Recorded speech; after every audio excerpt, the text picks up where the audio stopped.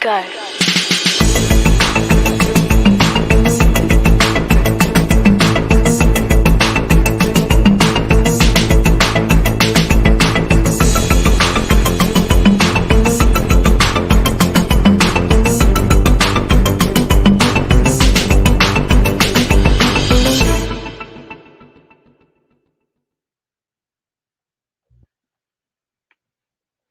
Hello and welcome to Writer Mother Monster.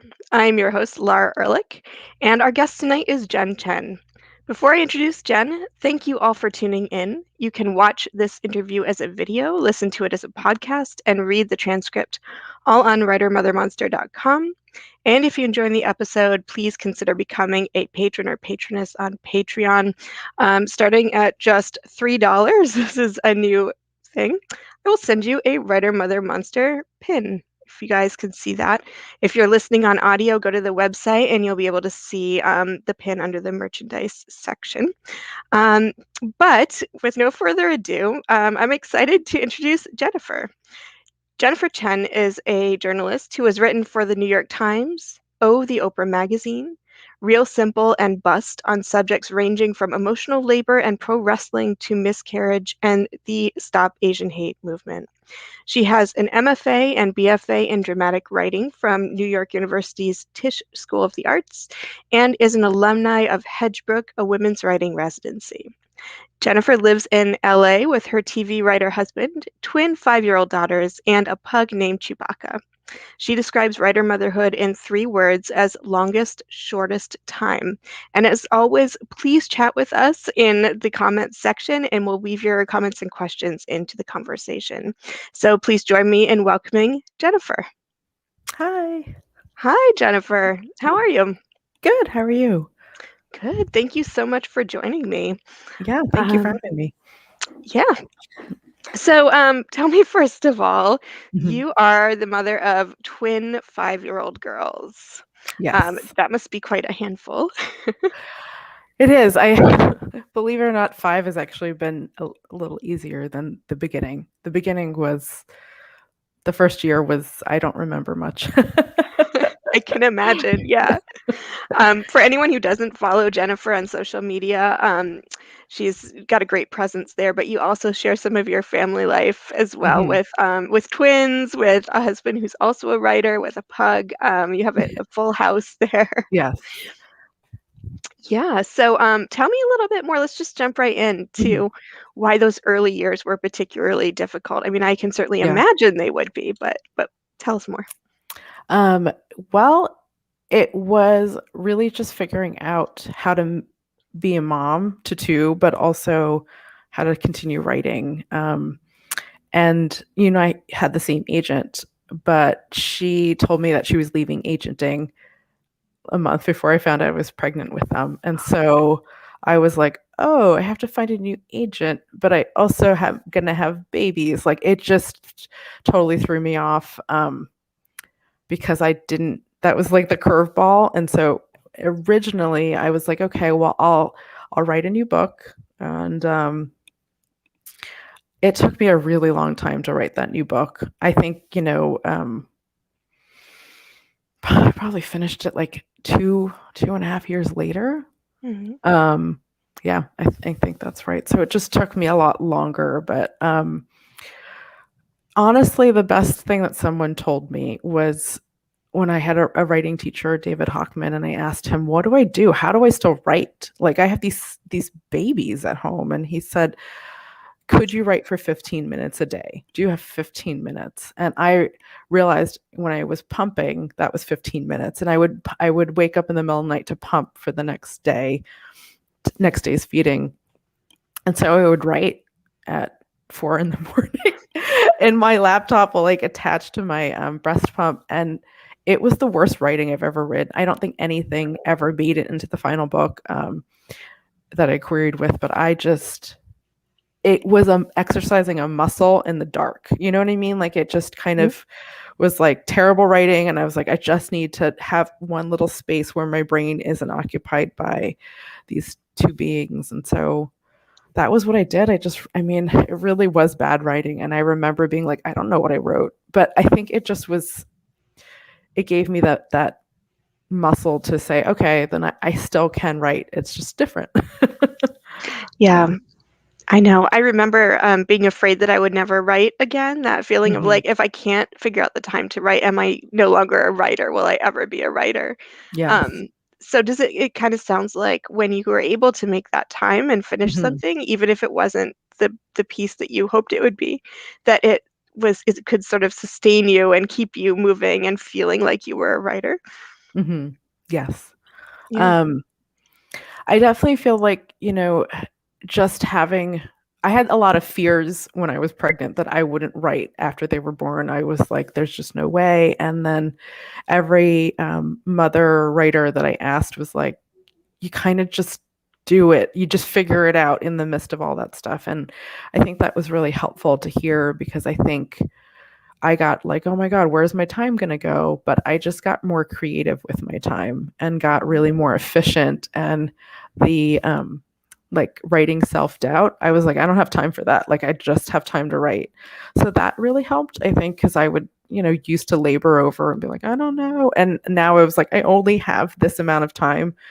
Just write, even if it's garbage, just write. And I'm sure it wasn't garbage, although, I'm sure first drafts there is a lot of garbage in there, but Yeah. nothing's wasted, right? Yes. Yeah. Yeah. I know. So I listed all the amazing places you've been Hmm. published, and I want to talk about the journalism side, but Sure. how's the fiction side going? So what happened with the book that you wrote while you were pumping? Where are you with that Yeah. journey? Then I queried that and I signed with an agent December 2019. Um, and then after I signed with Katie Flum at Liza Dawson Associates, and she gave me an edit letter. We worked on the revisions, and then we were like psyched to get it out on submission. And then, um, literally, it was probably I think we went on submission June or July, and it was like in the middle of the pandemic. And my book it's a YA contemporary, but it's pretty dark. There's a school shooting in it, so Mm. we had always kind of known that it might not be for everybody. And I think it was especially hard realizing like nobody wants to read anything dark right now. It's really hard. Um, but I was like, there's nothing I can do about that. Like we just have to keep going on. So that book's out on a second round of submissions right now, and then I'm just about to this week turn in a draft of a YA rom com that I'm really excited about. I wrote last fall that I was like, I just wanted to work on something fun. It'd been really a heavy year, and I had written a lot of heavy stuff. So I was like, let me just do something for fun for me, and then it just turned out really well. And so I'm in like I got feedback and then I'm working on it to send to my agent because I really want it to be sort of where, a really good draft for my agent to critique. But yeah, that's where things are with fiction. Yeah, it's Yeah. exciting. A lot of things happening. And I Hmm. think it ties into something you said you particularly wanted to talk about tonight, which is Hmm. finding joy in Hmm. difficult times. And it sounds like one way you're doing that is by writing something fun, something that, Yeah. yeah. Can you talk a little bit about that decision to work on a rom-com and that Hmm. departure from really dark fiction? Um, I had made a list of like when I was on submission, I was like, I want to work on something new because I had been working on that book for a really long time. And I was like, I want to do something new and different. And also that it would just get my mind off the submission process. And I listed a few ideas and ran them by my agent. And she was like, you sound the most excited about the rom com. And I'm like, yeah, I think it would just be fun. And it's an idea I've had for a while. And so, when I decided to start working on it, I was like, this is so fun. And I said it in Los Angeles. And it was a lot of things that I really love personally. And so it felt really easy to write. And I don't, it's like, that sounds weird to say, but it just felt like a relief. Like during my day, I was researching and reading statistics and seeing sort of the awfulness of what was happening to the Asian American community. So when I wasn't doing that, I was in this world and it felt really like light and fun. And I was like, I'm just going to let my brain go somewhere else for a little bit.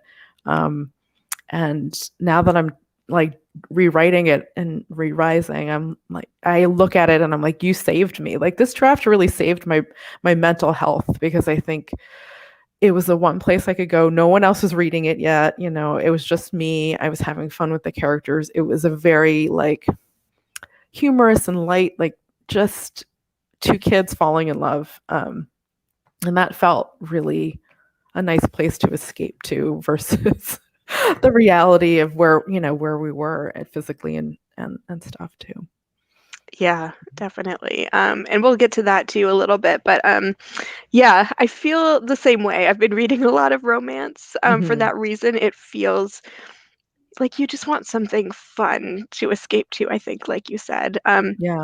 Yeah, I'm trying to write a romance, but it keeps veering into like um dark territory. So I'm like, maybe Mm-hmm. I'm just not cut out for fun.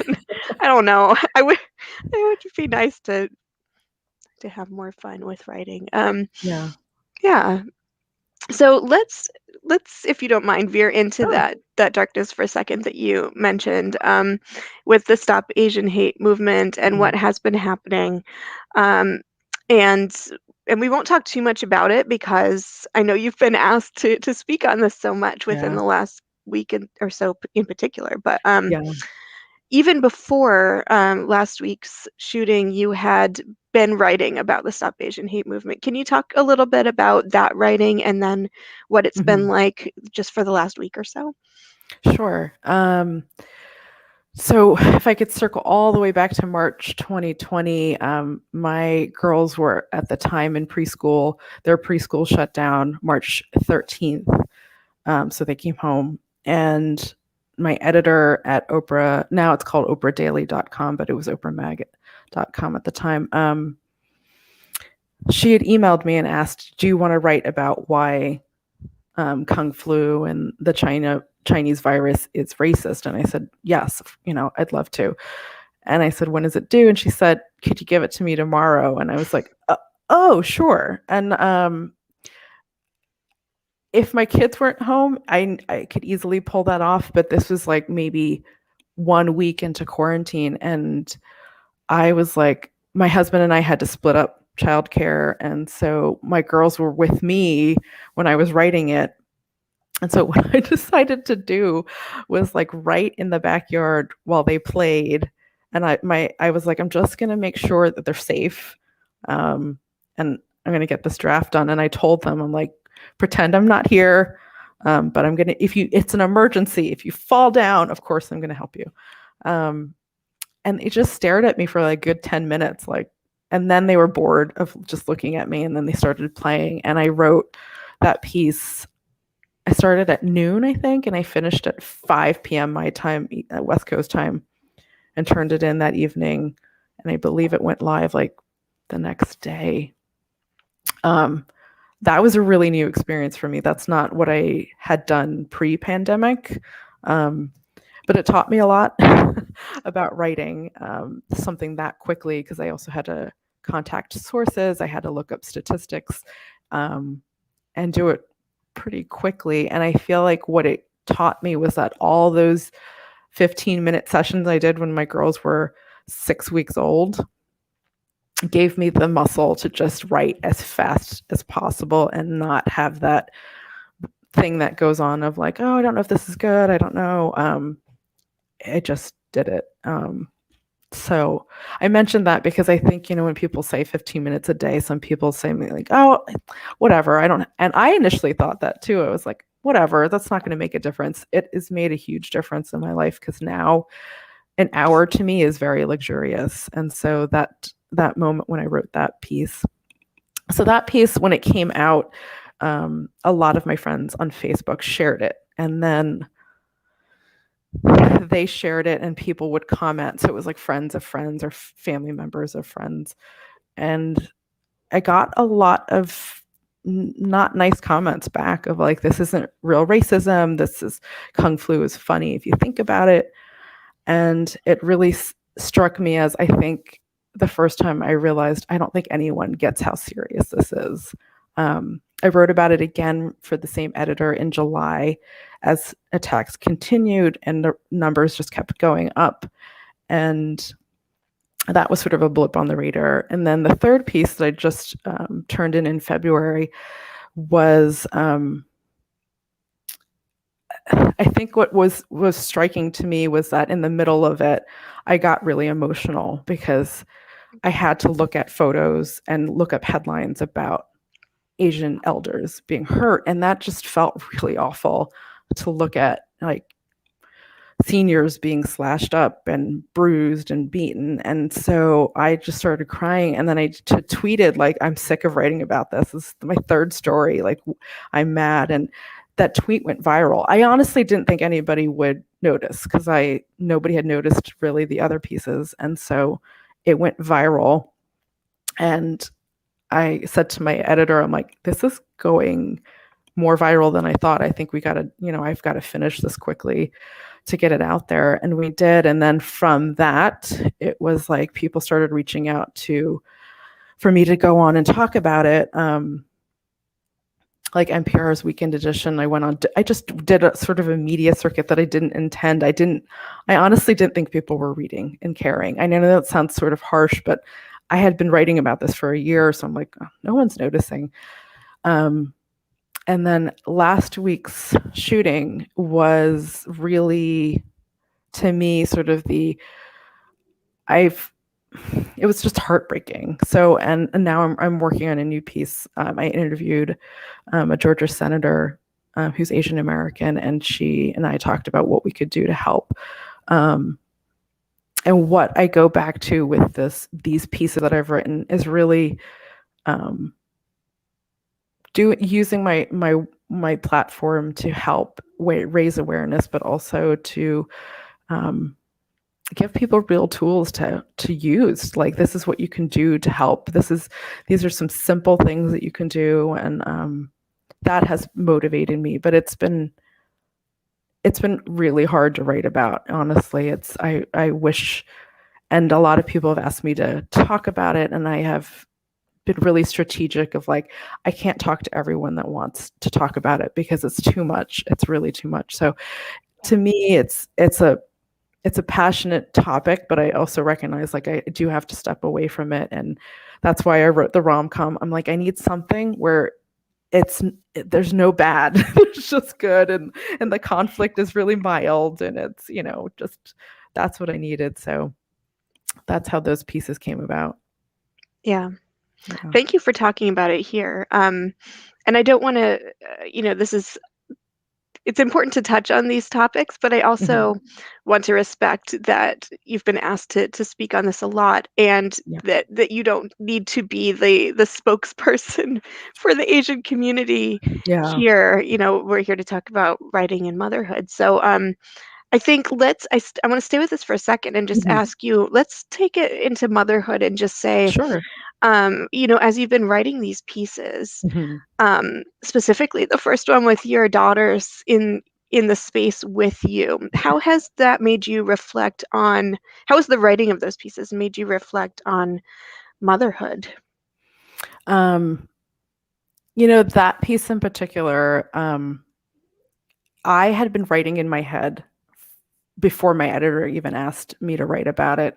And I had been angry, and I think what has motivated a lot of what I've written about is my kids, because I'm like, I want a better world for them. And why not use this opportunity? When she had asked me, I was like, I don't know if I can do this, but I felt like I needed to be able to feel like I was contributing to changing my daughter's lives at some point. So, that I also think it was like, when you run, it also reminded me the first days of motherhood. It felt like you were running a marathon that you'd never signed up for, you never trained for. I didn't have the right shoes. I was like, I don't know. But then, I got there and I was like, oh, I did this, and it turned out really well. And I think it taught me a lot about being a mother. Doesn't mean that it actually gives me better skills to be a better writer. And I didn't think that was possible, but it's taught me how to write quickly. It's taught me to write in my head. Like, a lot of the stuff that I've written has been ideas from just like while I'm doing dishes or I'm walking the dog. There's just, I let my brain go, and then I'll get an introduction or a sentence that I'm like, oh, that's what it is, you know? Mhm. So yeah. Yeah, dig into that a little bit more about the Mhm. sentence or the moment where you're like, "Oh, this it has legs." Like, I'm writing it Yeah. in my head or I'm thinking, but then suddenly here's the thing that it Mhm. is, and I can move forward with it. Um, I'm somebody as a writer, I really like taking classes, and I took a class called the Fast Draft Method with Lindsay Yeager, and she's a mom of 3, I believe, and has written 25 books in 1 year. And some of those are ghostwritten books, but I was like, how the hell did she do that? So I took her class, and it gave me so many great tools, but a lot of the tools that I implemented in my writing was, she's like, you can be writing all the time. Like, it doesn't have to be computer, type everything. So she was like, when can you write yourself an email? Can you audio a message to yourself if you can't get to paper? All this stuff. And so it was like little tips and tricks. But ultimately, what she said was like, to get faster at it, you just have to exercise that muscle. Mhm. And so that really helped me draft this book, where I ended up writing like 2,000 words a day, in addition to my like journalism work. But I would block out like 1 to 3. I'm going to write 2,000 words. And the timer, like she had these writing exercises where you would time yourself, and she's like, okay, write 500 words in 10 minutes. And I was like, oh, but I feel like that kind of challenge pushed me to like say, okay, I can do this. I don't have to sit here and labor over every single word. And the best tip that she gave from her class was, if you hit something and you don't, it's something that you want to research, like, oh, where is this exactly in Los Angeles? She's like, put a placeholder, like, I put brackets, and I was like, find the exact address. She's like, do it later, because once you go on the internet and you're looking at the map, and you're on another track. And that really, really helped me realize, like, I can do all that stuff later on a separate writing session. But that really freed me up to, I wrote that first draft October, and I finished before the holidays and Christmas. Yeah. So yeah. That's amazing. Yeah. Yeah, and I think that's so smart, putting, things in brackets. I do that too. It's sort of like Mhm. even a scene, if it's sort of like, something interesting must happen here, Yeah. bracket. It's, of course, painful to go back and be like, "Oh, I still have to write that something interesting," but Yeah. if you whatever you need to do to move forward, I think is, Mhm. really it is, valid, whatever you Yeah. need to do. Um, yeah, Ashley Clayton K, here in the comments, I'll pop this into the screen so you can see it, but, she says, "Since becoming a mom, I write so much on my phone, which I never imagined doing before." Me Mhm. too, totally. Yeah, I think, there's this preconception, and I've said this in other episodes, Mhm. where we have to sit at a desk with pen and paper or Mhm. laptop, and that's writing. But writing is, as you said, writing in your head, or um, jotting something down to yourself in your Mhm. phone, or dictating to yourself. So I think anything that gets words out is Mhm. writing. Yes, definitely. Yeah. I my One of my friends has a great podcast with writers called 88 Cups of Tea, and she interviewed Tamora Pierce. Am I saying her name right? She's a Hmm. YA fantasy writer, and she shared this story that she said, when she would cross the street, she would, like, as she was waiting for the light to change, she would write in her little notebook. And I was like, oh my god, that's genius, like, just to take those little stolen moments. And so when she said that, I was like, you're right, like, I should just carry a little notebook, or like, if I can't get to something, I record myself saying it in a voice memo. All of that stuff has really added up to me realizing I have a lot more time than I thought I did. I Yeah. was like, I felt very much like I couldn't have written that whole story with my 5-year-olds, or my 4-year-olds actually staring at me, if I hadn't done all the other work that led up to that moment. Mhm. Because I think, I remember when I said yes to it, and then she's like, "Can you turn it in tomorrow?" My brain was like, I don't know, but I'm gonna try to figure this out.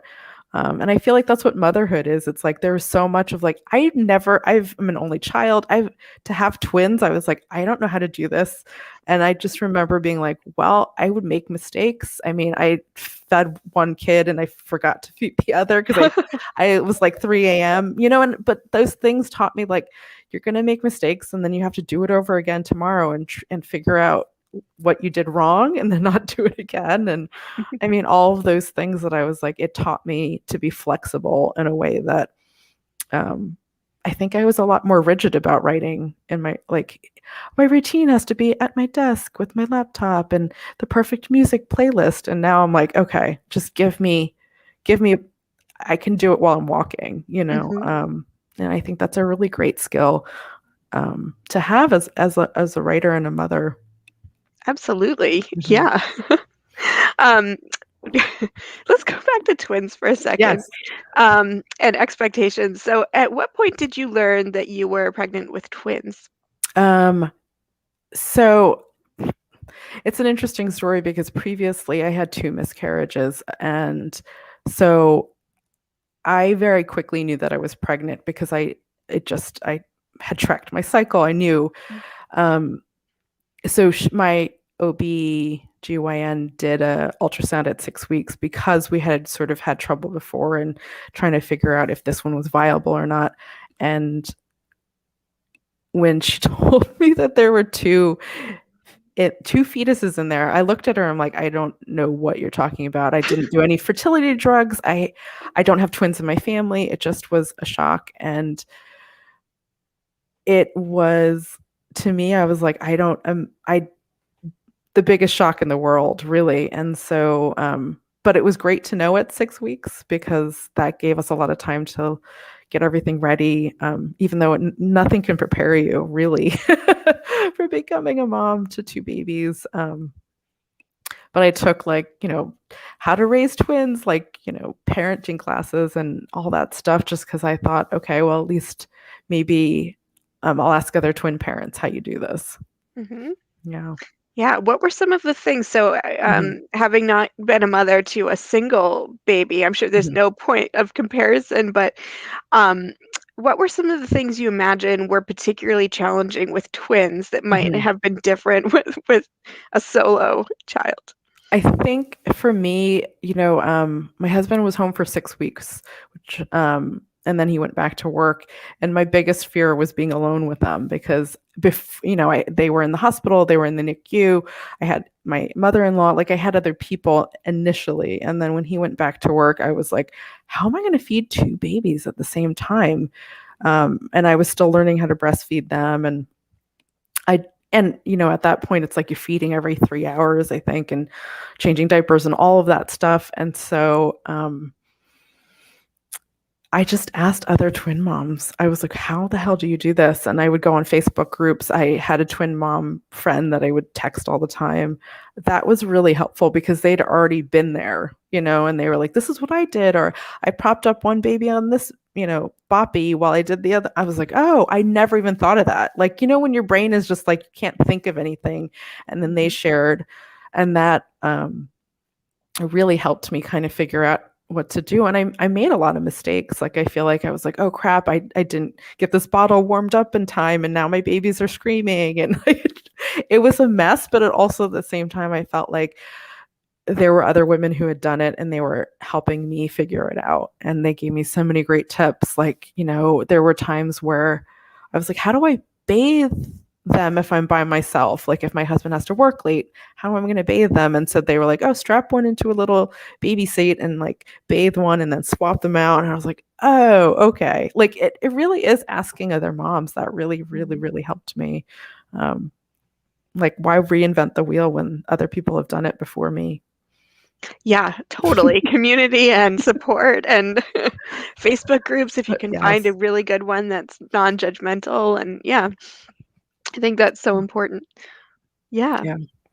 Um, do you mind if we talk a little bit about miscarriage? You've written a Sure. lot about that subject. Yeah, and we have a Mhm. special episode coming up next week on just that subject for anyone Mhm. who's listening and wants to hear more. But Yeah, so tell me why it's important to you Mhm, to write about miscarriage, about something that so many women feel shameful about mhm. and don't talk about.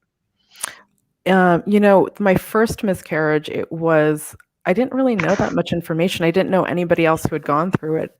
And a lot of my friends already had kids or were pregnant. And um, when I pitched the essay to an editor at BuzzFeed and she said, "Oh, yeah, I'm interested in reading it," I was like, "Oh, I have to write it." So then I wrote it, and she and I worked on edits, and this was January 2015, and she was about to post it, and I freaked out, and I was like, maybe nobody else other than like my best friends and my husband knew that this had happened. And so I started freaking out of like, well, everyone's going to know. And I was very purposeful in selling it to BuzzFeed because at the time I was like, they have a huge reach. It's also men and women reading. I really wanted to target outside of the women magazine market because I thought more people need to talk about this than just women. Yep. But I remember contemplating pulling it, and then my husband actually said, "I think you're going to help a lot of people. I think there are more women than you know who have gone through this and really need to hear that it's not shameful." Mhm. Um, and then, at the time, my editor was like, "If you get any comments underneath, can you respond?" It got to 700 comments, and I Oh had my emailed gosh. her and I was like, I can't respond to any more comments. Like, I could spend all day doing this. And she and I didn't realize, I mean, it sort of kicked off this big thing. And um, it really taught me that the thing that I felt really scared about was actually really the one of the things that, I mean, people still write to me about. And that was in 2015. People still share it. People, because it still happens, obviously. So, Right. um, that was the first time I wrote something that I felt like I really scared to share, but I also recognized like I'm probably not the only person going through this. And writing about it really helped me release that shame. And the beautiful thing that came out of it was a lot of people emailed me. I got Facebook messages, Twitter messages, all sorts of messages, and people shared their stories with me because they felt comfortable. I mean, I'm an actual stranger to them, but they wrote their stories. It was men, women, people in different countries, Scotland, India. I mean, it amazed me how many people responded to it and shared their stories, and Mhm. it made it really clear to me like, everyone has a story around this, and if we just talk about it, if we just don't feel so scared, then even the women who were like, "You're the only person I've told," and Wow. I'm like, "Oh gosh," I was like, "Can you talk to your mom, like a best friend?" And I really encouraged them because I'm like, I know it's hard, but actually, when I talked to my friends more openly, I realized a lot of people went through miscarriages. We just weren't talking about it. No one ever publicized that. It's not like people put it up on a Facebook status. I mean, I only saw pregnancy photos and newborn photos. And so to me, that was sort of a moment when I realized if we could just show our vulnerability, and what's the reality and the truth, then it's not as scary as it felt before I Yeah. published it. Yeah. Can you Yeah. talk a little bit more about that fear of publishing? And Mm, thank you for giving voice to those experiences and supporting other women in that way and advocating. mhm, Can you talk a little bit more? You said the word shame. You mm, were afraid to publish, and the shame, and that you hadn't told people. And I think, mhm. as you've said, that's such a common feeling Yeah. in women who have experienced a miscarriage. Why do you think? Why do you think you felt that sense of shame and fear surrounding telling that experience? Um, I'm thinking back to it, and I remember thinking, "Oh, well, somebody's gonna think it's my fault that I made it happen, that I didn't do the right things." I really honestly didn't know that much about miscarriage. I mean, in high school, they teach you all sex ed and like pregnancy, but I didn't know anything about the female body in terms of when a pregnancy doesn't go to term, or, the different types of miscarriage, and if someone loses a baby at 20 weeks versus 6 weeks. I didn't know any of that. And I felt really ignorant on my own body. And so that shame that I felt, I was like, I bet a lot of us don't know. I mean, I bet Mhm. it wasn't like, it wasn't widely talked about. So I thought, okay, when I started opening up more, I realized there is no shame in it. But I think there's shame when you don't hear anybody talking about it, or where you Mhm. think you're alone, and you think that you're the only person who's gone through this. And more, I've realized I'm not the only one going through something. And um, what I try to do as a writer, if something scares me, it usually means that there's something good there, and I kind of just keep writing through it, even if it feels scary, and it feels hard. I knew that first piece that I wrote for Oprah Mag about Chinese virus, I knew people were going to push back and be angry about me calling it racist, but Mhm. I also felt like, well, I'm going to say it because I think that's what this sounds like to me and what it feels like. And so I think sometimes my greatest pieces have come out of these places of vulnerability and shame and fear, because I think we all have that feeling sometimes, on different subjects. Yeah, Yeah. definitely. Yeah. And it's so scary to write from that place of Hmm. vulnerability. But then I think as you said and as you found, that those are the pieces that touch people the most and Yeah. connect with people. Um, yeah, and I'm sure those comment sections were very different as Hmm. well with the piece that you wrote for O Magazine and then the piece for BuzzFeed where you shared your personal experience. Can you talk a little bit more about putting yourself out there in such Hmm. a public and vulnerable way, and then receiving the feedback from people you don't know in those Yeah. comment sections, whether they're writing to tell you something heartbreaking or raw or angry Hmm. or violent on the other end of the spectrum? How do you protect yourself against either of those? That's a really good question because 2015 and 2021 are very different. In 2015, I got some trolls on that miscarriage essay, some women who were like, this is not a big deal. Like, why is she crying about this? Like, who cares? There's more, those I was just like, okay, that's clearly your own thing. Mhm.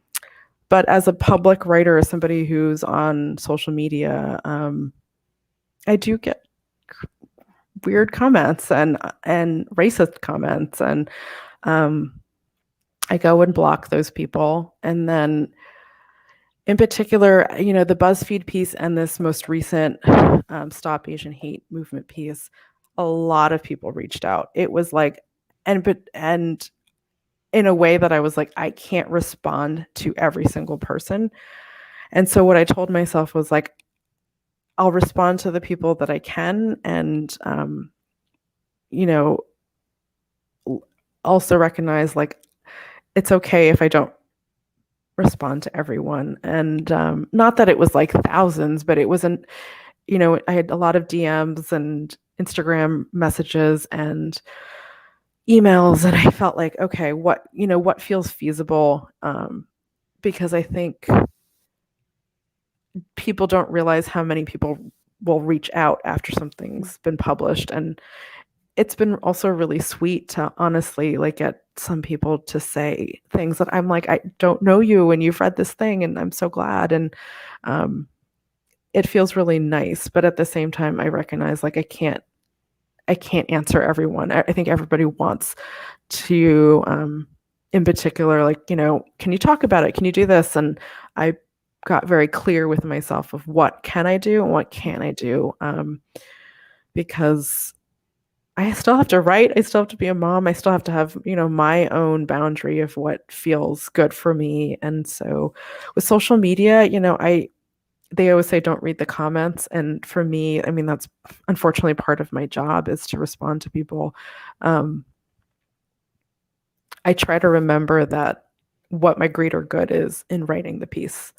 Especially that, that piece where people really push back on, this isn't racism, or you don't like this because Trump said it, all that stuff. And I was like, I would respond to them and I would say, if you actually read the piece, this is what I've laid out. And Mhm. um, I never take it as, it just actually helped me write the other pieces, because that viral tweet that I had was a response to those first comments. And that, I think a lot of people, it touched a nerve in a lot of people. And a lot of people responded to me from that. So I think there is something, even, it sounds weird, but even in the negative comments, I can get something out of it, of like, okay, this is clearly what people are talking about or what they're fixated on, or, maybe this is the next piece that I write. Mhm. Yeah, So, definitely. And you're already kind of touching on this. We have a mhm. question here from Kennedy S. Miller. What kinds of tips do you have for people trying to maintain that space between the public reality of being a writer on social media with the private life of your own family? That's I'm glad for that question, because up until this point my Instagram did have my family, and after the Oprah piece, when a lot of people started following me who I didn't know, I realized quite quickly, I'm like, I think I have to archive my and take my kids out of these photos. They're super cute and I have like a million of them, but I also was like, a lot of my followers I don't know now, and I don't feel like it's safe. I don't ever put them up on Twitter. I don't put them up on Instagram now, and I reserve it for Facebook, where I don't. It's not. I like public can't interact with me there. So, but I do write about my children. I mean, they've been in newsletters of mine. They've been in stories of mine. It's not that. It's more that I recognize now that, because of being on a platform where people want to interact with me, I'm like, I don't really want them to have access to my children. Mhm. In particular, because, when I'm talking about racism, it's unnerving for some people. And so I don't want them to ever use my children negatively. And, in Twitter, way back when We Need Diverse Books was first starting out, I had tweeted about it and, saying like, it's great. And I'm excited to like bring in more voices into children's literature. And I got on this, like, these trolls who were attacking me and saying that promoting diversity is white genocide. And they took photos of mine that I had up on Twitter and like would just say really mean comments about how ugly I was, all this stuff, Mm. and took photos of like me and my husband. And I was like, you know what? I'm not going to post anything personal on Twitter ever again. And obviously my writing is personal, but I was like, not my photos. I don't share my daughter's names on Twitter. That gave me the lesson of like, there's only so much I want to give to people. And I didn't, for the longest time, I left my Instagram with my kids on it. I just maybe last week took them out Mm. because it felt it felt a little scarier that, people I didn't know were following, and also because I'm talking about something that, pushes buttons. So I think it's important to think about. And I was like, well, maybe I'll just create a personal account that my friends can have photos to the girls, and me not sharing that publicly. Yeah. Yeah, it's Mm. unfortunate that that has to be the case. Yeah. I know, I feel that too, and I'm not even I don't have all that many followers, on social media, but I'm not sure I've ever named my daughter Mhm. or shared a picture of her, at least where her face is visible, and, um, just for those same Mhm. reasons and respecting her autonomy and her privacy, and yeah, it's a scary place. It can be a scary place, a very Mhm. powerful place, but a very scary place to be on social media. Yeah. Yeah. Tell me a little bit more about writing about your girls and Mhm. about whether you've had to draw boundaries yet, Mhm. or I'm hearing from other writer moms on our show who Mhm. have said that when the kids were younger, it was easier to write about them, and as they got older and more willful and their Mhm. personalities not that their personalities, not that they didn't have personalities as Yeah. young kids, but as they become more individual, autonomous people, it becomes harder because their stories diverge from our own. Mhm. Um, are you there yet with 5-year-olds? Like, where are you in that sort of process?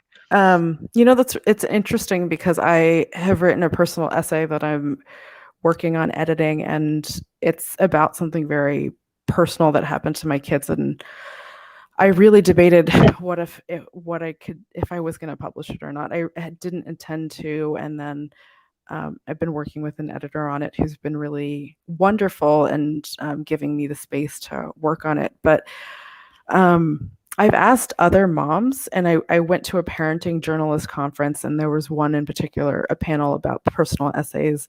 And the essayist there had said, I usually ask my kids if it's okay that I write about them, but their kids are like 9, 14, 11. So when I talked to my daughters about this and I said, I'd like to write about this, are you okay with it? And they said okay, but I also recognize they're 5. They don't know what Facebook, Twitter, I mean, eventually they obviously will, but they don't know what that means if it lives online. So I've been really hesitant. I've kind of been like, okay, let me think about this. I think it's an important story to share, but I felt like maybe I'm not honoring their wishes. Like they don't really know what this means. But my husband is like, I think you'll shed light on something that happens to young women and girls. And, you know, it's been sort of a debate I've been having with myself. So I don't have an answer to it, but I do think as my girls get older, I will ask them. But this particular piece has kind of sat on my computer because I'm like, I don't know if I really want to publish it or not yet. Um, because I feel like they are obviously going to eventually read some of this stuff and Mhm. be part of the world. And the last thing I'll say on it is that that panel, something that they had pointed out was like, you don't know how your kid is going to react, because they're like, my 9-year-old thinks he's going to be famous if he's in one of my stories. Like you just don't know if they're actually like, cool, this is great, or they don't want it to be out there. So that was helpful for me to remember that by the time they're of age to understand cognitively what I've written, they might be like, yeah, mom, I'm glad you shared that story. But I don't know because they're 5. And so the Yeah, concept is not, I mean, their permission doesn't feel quite like they understand what they're giving permission to. right. Mm-hmm. Yeah, and I think it'll be interesting. My daughter is almost 5, she's 4.5, and, Mm-hmm. um, I think about that too, particularly right now during the pandemic, where Mm-hmm. I feel compelled to write about some experiences of motherhood when you have a child who's home and not socializing with other children, and, like, the questions I have around that and the fears, and, um but just like yours, like, my daughter's too young, and she thinks it's cool that I'm writing things, but she has no idea what Yeah. exactly that means.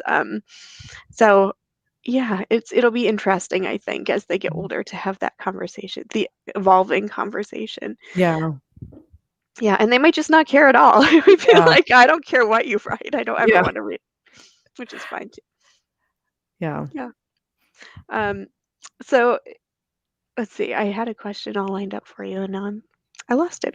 Um, oh, but yeah, so it sounds like your husband's very supportive also in Mhm. encouraging you in times when you're not quite sure about whether something is about whether something about things that you're not too comfortable about Yeah. pushing out, and maybe he gives you that little extra push. Could you talk a Mhm. little bit about that too? He's a writer as well. Yeah. I remember one essay that you wrote, it was another very personal piece Mhm. about what it's like to be, in a marriage where with 2 writers and Mhm. some tension that existed there. Oh, But it yeah. also sounds very supportive. So can you talk about that a little bit? Yeah. My husband's a TV writer and he writes right now predominantly in animation. And so we do very different things. And since living in Los Angeles, what I do, journalism and books, is not what a lot of people around here do. If you say that you're an editor, a magazine editor, they're like, what's that? Um, so initially it was hard because I mean, what he's done is very well known. He worked at the Daily Show when Jon Stewart was on. He wrote an episode of The Simpsons. He's just more recognizable. And early in my career, I didn't have, Oprah Magazine and all that stuff yet. So it was hard Mhm. because I felt like, oh, no one cares what I do. And then what switched for me was honestly me realizing I really like what I do. I love what I do. I don't want to do what he does. I'm really happy doing what I'm doing. And once I just settled into like, these are the things I'm passionate and excited about, we can do totally different things and it's okay.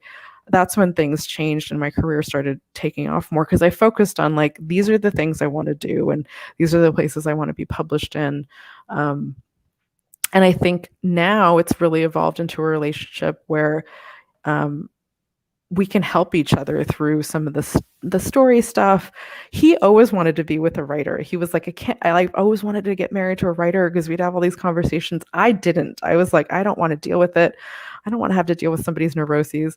But now I'm like, oh, it's really great because I have somebody who understands when I'm like, oh my God, I have to write this down. And he's like, okay, go. Or if, he's got to do something for work, it's been really beneficial and supportive. And in particular, I think he can see the things that I can't, and I can see the things that he can't in his work. And I think he's always pushed me to do stuff that scares me. And I don't think I probably would have shrank back and be like, no, I'm good. Like even when the, interviews started rolling in, I was like, I don't want to be, I'm a writer. I want to be behind the computer. And he's like, well, I think it helps to like for people to see you and to know that like this is happening to a real person. Mhm. So, I'm grateful. And initially I think my professional jealousy was over what people thought of my writing. And then once I let go of like, well, I'm not like people would say to me like, oh, who do you write for? What do you write for? And I always felt sort of like, oh, I'm not as good as him. But in reality, I'm like, it's just different. We're do different things. It's okay. Um, so yeah, I am grateful to be with the writer. Initially, I didn't. I was like, I don't want to deal with this, but in reality, it's been such a blessing in my writing life to have someone who understands the intricacies of this creative but also business life too of being a professional writer. Mhm. Yeah, definitely. And something I love that you said is, it might have taken a while, but that you realized what brought you joy in your career and what you wanted to be working on, and that allowed you to stop comparing what you did to what he did. And Yeah. I think that's a lesson that a lot of people um, never learn, or that takes a long time. I mean, I think I'm still reminding myself of that every day Mhm. when I meet somebody who is particularly a writer who's doing Mhm. something really impressive and you think, "Oh, that person, like like you said, they're better than I Yeah. am." And it's like, "No, because that's not where I want to be, and I Mhm. have a different path." I think that's important for people to hear. Yeah. Yeah, so thank you for articulating that. Yeah. I think that's good. Um, yeah, and so have you noticed that your daughters, um, are picking up on the fact that you're both writers? Like, are they kind of, like, aware of that Yeah. profession? They it's cute because they before the pandemic they were able to visit my husband's office, which is since he works in animation, there's a lot of art up because the artists are doing storyboards and he has a lot of toys and they just think it's really fun. They're like, "Oh, cool! Like, Daddy has toys, and like, there's drawings on the wall, really cool drawings." And I realize I'm like, "Oh, I think they just think that's what we do." And I'm like, "Actually, our work is fun." And so I have a home office that I'm in right now, and they come in and they want to write at the desk, and so we'll write together. Sometimes when I'm working and they're homesick or whatever. Um, but I think they get to see all the stuff that we do, and we talk about our careers and stuff, and I think I think it's important to share that with them because in particular, I really love just how they see the world so fresh. You know what I mean? And like I I'm laughing because there was one weekend where Brendan took the girls to the playground and I said, I want 2 hours to just work on this book. And so they're like, come to the playground. I'm like, I just need 2 hours to write. And, when you're done, we'll have lunch and all that stuff. And Claire, at the time, I think it was 3, she came back and she was like, well, Mom, where's your book? Like, where is it? I just was like, I need more than 2 hours to finish it. And she was like, what? Like, she just was so confused. She was like, but there's books on my bookshelf. Why? Like, I don't understand. And it made me laugh because I'm like, oh yeah, like, of course you don't know that it takes a long time to write a book, but I see how creative they are in their art, and then their in reading and noticing things, and it's helped me become more joyful in my own writing, like when we read something that's really funny, and I don't know if you have this with your kids, but we have to read the same book over and over and over and over again. Mm-hmm. And what I've quickly discovered, because I think a lot of people think children's picture books are really easy to write, and now that I've had to read some of them over and over again, I'm like, no, it's actually, if it's really good, I don't mind hearing it like 5 times in a week. If it's really not good, then it's like a torturous session, like, when is this book going to be over? But it's taught me a lot about, like, oh, when they're laughing, what they think is funny, what they notice on the page. And not that I have aspirations to be a picture book writer, but it let me see story in a different way, that I was like, oh, you're noticing that, or that like visual joke came across to you, that sort of stuff. So it's really changed my creativity too, because they have such a fresh way of looking at things that I might not. I don't. How did you carry that into your own work? Gosh, I will say, writing the book that I wrote when I was pregnant with them, I didn't have kids yet, so I didn't know what it was like to be a mother. And I think when I was revising it and really working on the mother character in my book, who was very two-dimensional, but also just the other characters who had parents, I was able to write that in a place that I was like, I understand what it's like if my kid is in danger, or like what that might feel like. And I think it gave me a depth to my writing that I didn't, not that I wouldn't be able to write a mother as a non-mother, but it was more that I had an awareness that I don't think I had before of what it's like to be a parent, and that sort of like terror of also like being scared for your kids. Because part of what I had mentioned, there's a school shooting in my book, and the research I did, I was researching a lot of school shootings and reading about the parents and how they reacted. I was like, oh, I totally understand now why this would feel super terrifying to not be able to reach your kid on the phone, like all of that. It just infused more reality into my piece, and I think the book came out stronger because I had that empathetic feeling of what that might feel like for parents. Mm-hmm. Definitely. And tell me just a little bit more. I think we're coming up on the hour, but about the sense of joy and play and creativity that you said you're learning from your girls and watching them approach life with sort of a fresh perspective. How are Yeah, you carrying? And you mentioned earlier yeah. in the book you just wrote that you Mhm. approached with this sense of joy.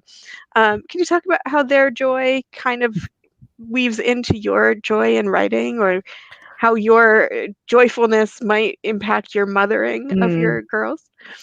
Yes, I'd love to share just one cute story. So the day that I found out about the Atlanta shooting, I had that afternoon spoken to college students in Texas, and were asking me really important questions about racism, and it was a really great but tough conversation. And then I had that news, and I just felt so just down and hopeless. And then when I went to bed, I like to read before I go to sleep. I think it helps my brain sort of go somewhere else. And I pulled out my book, and Claire had like tucked a little note underneath, and it was like, I really like Hello Kitty. So she'd put Hello Kitty stickers on it. And I was like, oh my God, like she had no idea, but I was like having such a bad day. And I felt like this little note that she left made me smile and made me remember like there's good in the world. And so the next day I said like, did you leave me that? She's like, yeah, I left it as a Mm. surprise.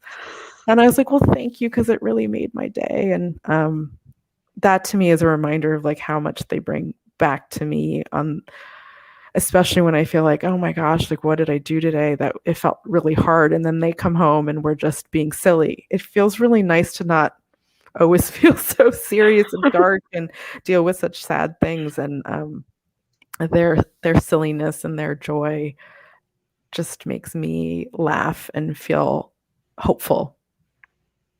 So Thank you. I think yeah. that's such a great let's end on a note of hope Yeah, and joy, and yeah, thank you for sharing that. That's a great story. thanks. Um, yeah, and thank you so much for joining me Yeah, tonight and for talking about some really difficult subjects, in such an eloquent and, just insightful way. well, thanks. Yeah, it's been such Well, a thank pleasure. you. Yes. Yeah. um Yeah. do I hit Oh, something yep. or So stick okay, around after the fact. I'll okay, just say goodbye to everybody, and then I'll okay, be great. back with you in just a moment. Thanks. And thank you all for joining us tonight, too. And please come back next week for a special episode as well, Wednesday night. And as always, you can watch this video again, listen to the audio, read the transcript on writermothermonster.com. And as I said at the beginning of the show, if you enjoyed the episode, please consider becoming a patron or patroness on Patreon. Um, if you join me for just $3 a month, I feel like I'm doing an infomercial here, but I will send you a Writer Mother Monster pin, and there are other cool benefits there as well. So that is my pitch for Patreon for the evening. Thank you again for joining me, and I will see you next week.